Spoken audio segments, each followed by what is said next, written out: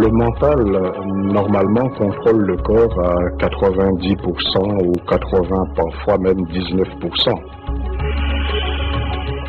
Si le physique a mal quelque part, pour l'enlever cette douleur, le physique a besoin du mental. Je ne suis pas un Superman.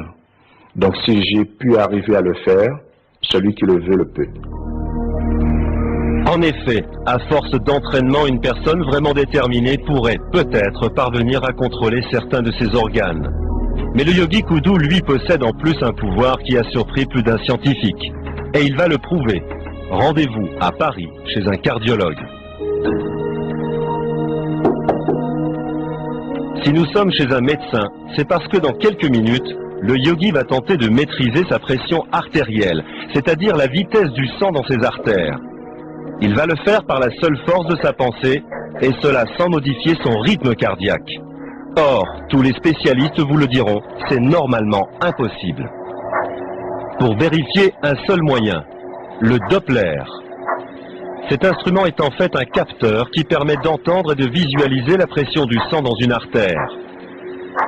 Au début, le rythme est tout à fait normal. Mais à mesure que le yogi se concentre, le signal sonore se fait de plus en plus faible. Et le phénomène incroyable se produit. Le signal disparaît totalement de l'écran, et ce pendant plus de 15 secondes. À cet instant, le sang ne passe plus dans l'artère que le yogi a choisi mentalement.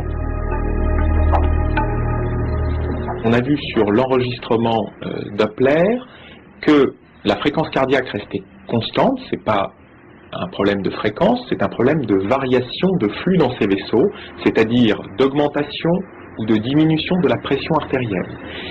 Ça reste mystérieux, le mental, le yogi Kudu contrôle effectivement parfaitement, et heureusement qu'il l'a contrôlé que sur un segment d'artère, parce que quand la pression artérielle s'est effondrée, je le regardais visiblement savoir s'il allait perdre connaissance et si la pression artérielle du corps entier allait s'effondrer, ce qui n'a pas été le cas, et ce qui corrobore probablement le fait qu'il contrôle un segment d'artère particulier. Mon souhait, ce serait un jour que